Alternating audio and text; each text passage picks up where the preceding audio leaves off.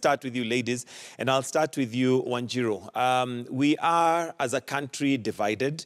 First of all, do you agree that we are divided? And secondly, this division may not necessarily just have been brought about by the election per se. There is a history, and for us to solve or to look forward and project on what we need to do, we cannot ignore that history. We have a tendency, or we have this statement in Kenya where we say, let's accept and move on.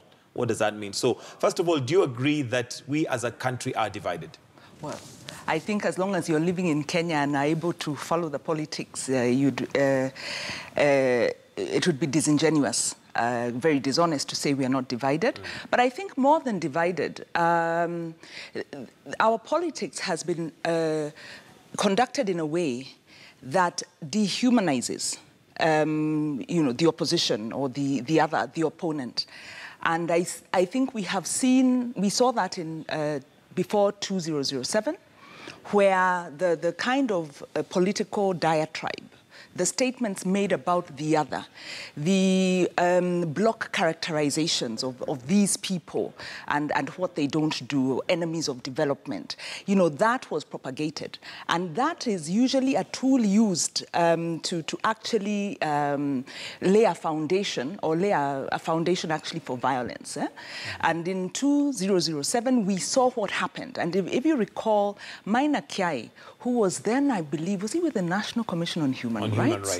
Had took MPs to Rwanda and said, when you have verbal instigation, verbal violence begets the physical violence. So we've seen, once again, this dehumanization, this very strong political diatribe that categorizes Luos and NASA supporters as, as a lower class of citizen. And what we have seen that lay the foundation for is the state crackdown, the use of violence, the killing, really against constitutional principles, against human rights principles, international principles, against basic human security and decency. We've seen the use of state force against its own civilians, killing members of the public who are exercising, in some cases, their constitutional right to demonstrate and, really express their dissatisfaction with what they viewed as a very unfair process.